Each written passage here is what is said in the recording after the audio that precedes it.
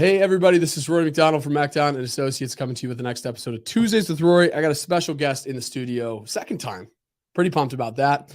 This is Mr. Alex Dzierbicki. Alex and I, we went to high school together. He graduated the year before me, and really done our best to stay in touch as friends do when you're in high school. And it's been really cool to see kind of what's been happening in your life, what you're doing, why you're doing it. It's been really cool. So I'm pumped to have you in the studio here on the podcast. But without further ado, my friend, I'm going to let you kind of take it over and just kind of share a little bit about who you are and what you're all about. Yeah, thank you. And I'm happy to be here a second time. Yeah. And I wanted to say thanks for the hat as well. We got the matching hat going on. It looks good on you. Sporting the MacDon hat. Yeah. I have meandered my way through the business world, but now I do business growth, scale, and exit advisory for small to mid-market businesses. And it's because the people who will bet on themselves and accept some risk and go out and try to do it on their own tend to be the type of people that I want to be friends with. Which is why sitting here talking to you, seems like we've become more aligned in our own separate missions and values over time. And you know, I believe that small business is the fabric of every community. It's usually not the big business that will bolster local economy, economic development, and community. But it's the small businesses that make it go. And the fact that I get to work with those people that fit the personality profile and further something that I believe to be really constructive in the world, it's fun. Yeah. And, you know, I also get to riff high level on concepts about this with folks like you who are driven and passionate doing your own thing. So life's good for me right now. I work also, I volunteer. I work a little bit in the nonprofit space as my, I guess you could call it side hustle, but it's not for money. It's like my side social hustle. And so just being able to inject myself into different communities that I believe are doing good. I love it, man. That's good stuff. Yeah. Some of the things you didn't get into that I'm gonna just bring up is you're not just somebody who cares about small business and small business owners, but you are also one of them, which is probably a reason why this is such a passion for you. True. Good point. Yeah. I started my career in financial services. I worked in investment banking and private equity. And, you know, I never thought about small business. I was working in large institutions, working for like bloated, rich portfolios, making them more bloated and rich. And I thought that was really cool when I was a young whippersnapper, right? Because it's the big numbers and the fun returns. But I moved over, I was working for a private equity firm and they went into franchising more or less. And that was the first time I was introduced to the concept of small business and small business owners. And I got to hang out with small business owners and entrepreneurs. I was like, these guys are way cooler than the institutional guys, right? Yeah. So it's only so much golf you can play. Right. Yeah. And there's just, there's so much like corporate politics and goo-ga and shirt tucking that I don't want to do any of that, you know? And I realized in working with the franchisor that I wanted to own my own business. And so when I was young, I started, I've owned gyms for most of my adult life. And I'm on gym number 3 now. I used to own a gym here in Southeast Michigan. When I left the state, I live in Texas now. When I left the state, I didn't want to be an absentee owner. And so I own a gym now down in Texas where I live. And it's taught me so much about what's important, you know, like nobody gets into gyms to get rich. If you do, you're probably doing it wrong. But sure. Aside from the monetary return, it's like when you make your strategy for a small business like that, it's like, how can I do the most good? How can I do the most good by my business partner, who's our owner operator and does a great job? How do I set him up for success? How do I make our coaches' lives the easiest? How do I make our members' lives the easiest? How do we give back into the local community as well, even the folks who aren't paying customers are involved? And so that concept, that mental model has informed a lot of what I've walked out in other, you know, professional, personal, and social realms. So and I've noticed too, just in sitting down and having conversations with you, it's through obviously your experiences of not just being in this space of consulting and helping coach businesses to do well, to do better. But it's also coming from the standpoint of, listen, dude, I've done this. Mm-hmm. I've been in this world, which it really brings us into kind of the first thing that I wanted to talk to you about. And it's one of the things that with our real estate agents here at eXp Clinton Township and just people that I talk to in general, you got to know why you're doing what you're doing. You know, like this is a lot bigger than I talk to kids all the time who get their real estate license and they're like, listen, I want a Ferrari. Dude, that's so small. Like, it's cool to want it, but why do you want a Ferrari? Like, what's the point behind all this stuff? And I'm sure that's in talking to you, not I'm sure. I know that this is a conversation that you get into with anybody that you're consulting, anybody that you're talking to. So just kind of like, if you can talk to that a little bit, like, what does it look like to sit down with Alex and go, hey man, you know, I'm really trying to nail down like the reason why I decided to get into real estate or into the business that I'm in right now, whether it's small bit like a boutique store, or, you know, I know you work with a couple different attorneys, like why I'm doing what I'm doing. Help me to understand and nail down, like, what's the real reason? What am I running after? Mm-hmm. Big picture, bird's eye view. Yeah. The problem is that most people don't ask that question to me. I have to get them to ask that question, right? So like, in my opinion, one of the biggest like value pieces that I provide, or that any consultant that's worth their salt will provide, is clarity and specificity on the mission and the why, right? So normally if I sit down with somebody, that's the first thing we've got to figure out. Like, why the hell are we here? What are we doing? And to your point, like, I want a Ferrari. I'm not going to say, that's kind of like a vapid, silly goal, but I'm going to say, why not a Lamborghini? Like, why not, you know, a boat? Why not? What type of reasoning got you there? And then let's deconstruct what other things, you know, check those boxes, what all goes into that goal. And so that's the first thing, is what is really important to you? Is it wealth for the Ferrari? Is it do I have enough money to buy a Ferrari? That's a different goal, right? Because that's stability and freedom. That's not a $200,000 car, right? Is it the status symbol? Is it the, you know, is it just because you want to drive really fast? Like, there's other stuff that drives fast. But like, my point in saying that is, most business owners that I sit down and talk to, their goal isn't as well defined, as neatly defined as I want a Ferrari. And that's not even very well defined. Sure. It's usually this kind of like ethereal, abstract idea of like, I want to grow a big business and do good stuff in the world, right? Well, we got to get way more specific. Sure.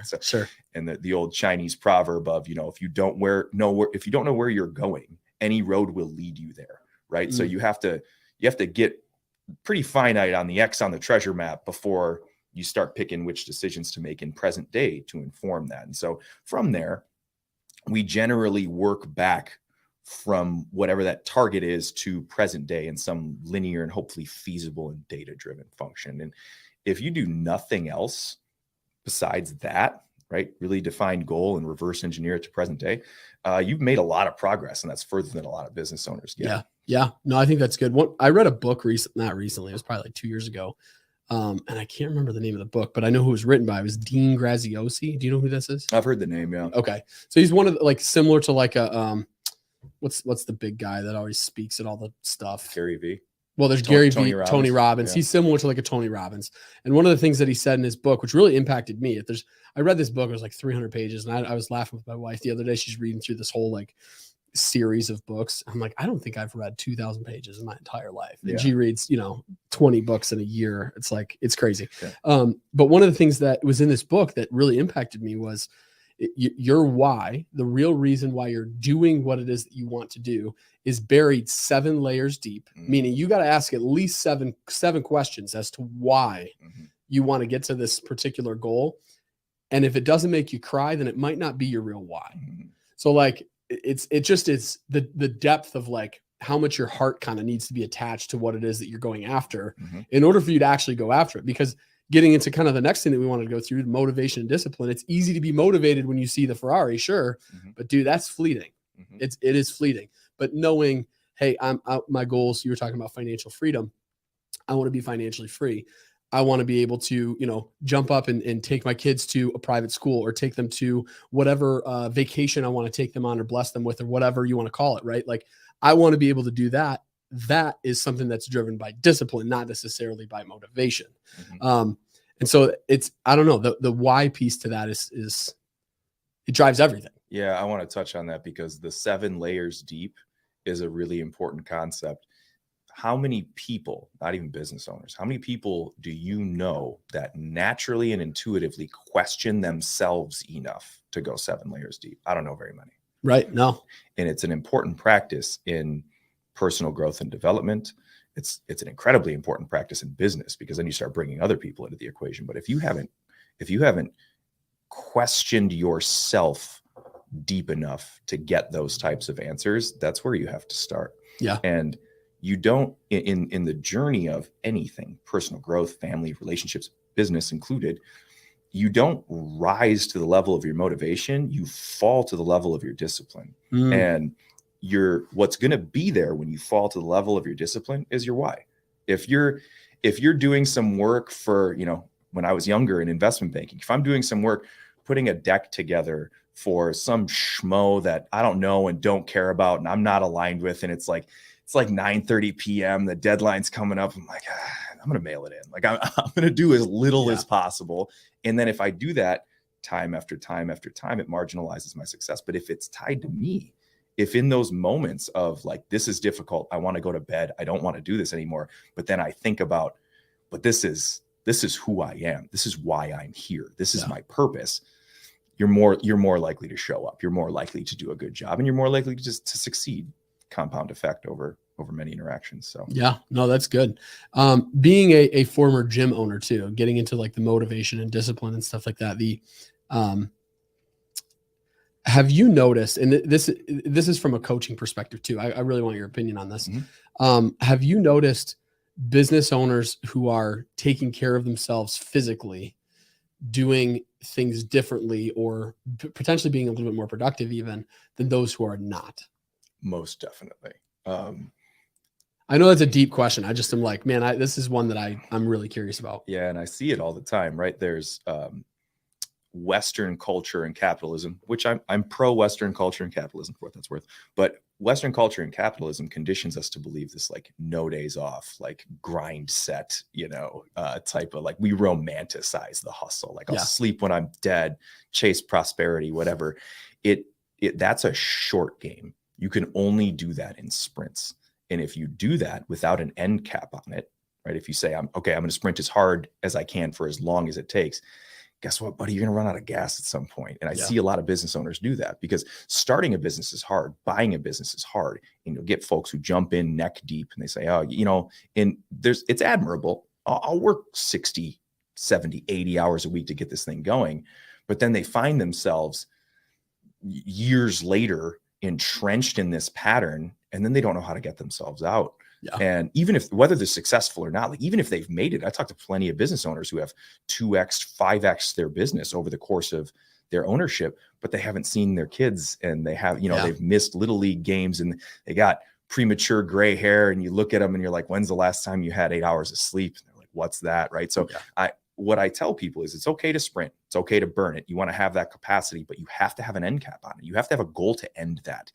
And back to your original question of, do I see people not taking care of themselves? Yes. What should they do? They probably should treat their body and their brain as if they were equipment in their business. You wouldn't buy a piece of machinery and just like bash it down optimum capacity for 10 years. And then when it breaks, be like, what the heck? I'd be like, hey, maybe we need to oil this thing, or like maybe we need another one, or what I'm saying? And so your body and your brain as a business owner are partially assets to the business. If those aren't working well, the business isn't doing as well as it could. You have to prioritize those things. Yeah. And it's not even just exercise. It is, but it's also nutrition, stress management, getting outside and seeing light, all of those kind of broader lifestyle factors. I usually hammer those home to no avail with most of my clients. It's a slow game, but yes. Yeah. Easy to do, probably being a gym owner and Right. like, hey, I got somewhere you can go, bro. Yeah. Like, Well, and people look at me and they're like, oh, you love it. You're just a health zealot. So like, why? I don't want to be that. And like, okay, guy, like, Yeah, you know, yeah. you still got to do something. But yeah. whatever. Walking on the treadmill, man. Yeah. Same thing. Do something. Yeah. No, that's good. I think back, dude, to I've gotten away from that. And I notice, like, when I get in the habit of like regularly being in the gym, on the treadmill, lifting weights, I do notice it's easier to get going in the morning. It's easier to fall asleep at night. Mm-hmm. And you're mentally, the entire time throughout the day, you're talking about nutrition, like what you put in your body actually matters now, because it not only does it affect you, like how you feel, you're bloated, whatever, when you're sitting down and making phone calls, but it also like hurts more when you're doing a run or when you're lifting weights. So like I've noticed how much it helps. It has helped me, and I need to get really glued back in, if that makes sense. But for sure, don't do too much though. Like that's the thing too, is that you'll get people who, you know, the goal will be like, oh, I'm not doing gym as much, so I'm going to go to gym 7 days a week, and I'm not doing salads as much, so I'm going to go to salads 3 times a day for a year. No, you're not. Like the best thing to do is systematically and continually level up. Right. As long as you're making incremental progress, and this is for anything, this is for business too. Yeah. If you were to go try to say, I'm going to double my book of business, you're not going to try to do it overnight. You're not going to try to double your lead traffic activity overnight. You're going to work your way up. You're going to hire another employee. You're going to do, you know, there's going to be rungs in the ladder. So I recommend everybody approach it in that way. Yeah. No, that's good. That's good. Any other things that you feel like you want to jump into and get into while we're on this? We're kind of wrapping up and coming to the end, and we talked through why. I think that's an incredibly important thing for people to hear. It's one of those things that's like driven home, and I hear people talk about it a lot, but it comes back to like, you just got to know the depth of it and understanding. And I feel like we really covered that really well. Then you had some, really good things to say between motivation and discipline, and like the difference. And you don't fall to or rise to the level of your motivation. You fall to the level of your discipline. Like, dude, that's huge. That's a lot of not just business and working out and whatever. That's relationships. That's so many other things, which is huge that we're talking about that too. But anything else that you're hearing from these small business owners, these medium-sized business owners that maybe somebody listening today might go, you know what? Yeah, that's what I've been struggling with too. That's what I need to focus on too. Is there anything that comes to mind? Yeah, absolutely. I would like to address the topic of one versus others, right? So the continuum of creating and acting upon your why, it starts with the leader. It starts with the business owner, right? You have to think about all the things we talked about, but then you also have to think about how the professional or how the business values and why is the same as yours, but also how it differs. It's, you know, your company isn't going to embody all of the same personal values that you have. Yeah. For instance, one thing that I run into often is, you know, you yourself, man of faith, right? I work with several individuals who have varied spirituality, and like, good for them. That's great. And, you know, I have my own that I follow, but it's not all of their businesses are faith-based. So you can have a faith-based person walking out their vision in a non-faith-based business, and that's okay. Like, that's great, but you have to identify that. And then the reason you have to identify that is because you have to bring others in. Scaling your business is not just you. If you think you're just going to do it the whole time, you're going to be miserable. You're going to be that person who's entrenched in their work, and they're like, I'm working 80 hours a week and I don't know how to get out. So the continuum is personal values, then professional values, how they're the same and how they're different. And then you have to match that, the why and the values, to the people you bring on, specifically the first couple, right? And they will have their own set of like them as an individual, their why and their values versus the professional. And you need to have that conversation with your people.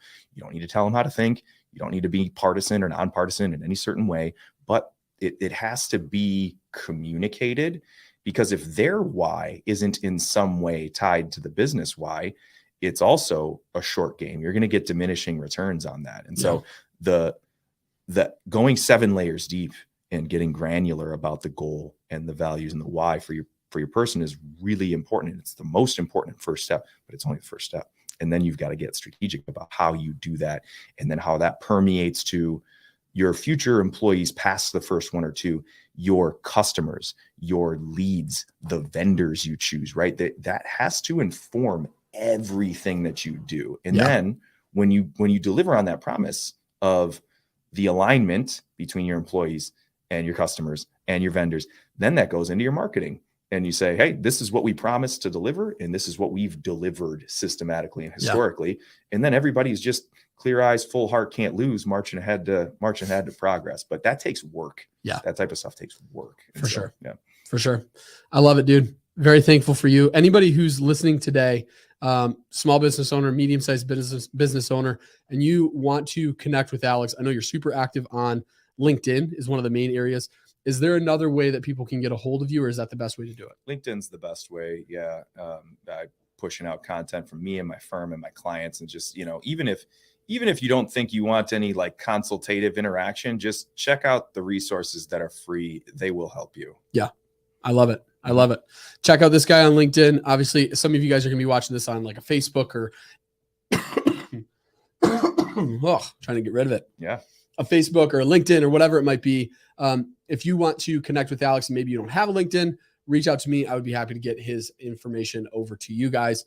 Besides that, very thankful for you all. Thanks for checking out today's episode of Tuesdays with Rory. Alex, dude, thanks for coming up to Michigan. All just for this podcast. Just two times. Podcast. Yeah. No, very thankful that you could come up and be a part of this, man. Happy to gotten the opportunity to connect with you over the last couple, 12 months, about a year. Just kind of talking business and learning from each other and trying to just, soak up like sponges as much as we can from the other one. So I'm thankful for that as well. Likewise. And thank you for having me. And it's been a pleasure to watch you win so far, and looking forward to keep winning. I love it. I love it. Thanks, man. I appreciate you. Thanks, guys. You guys have a blessed day. See ya.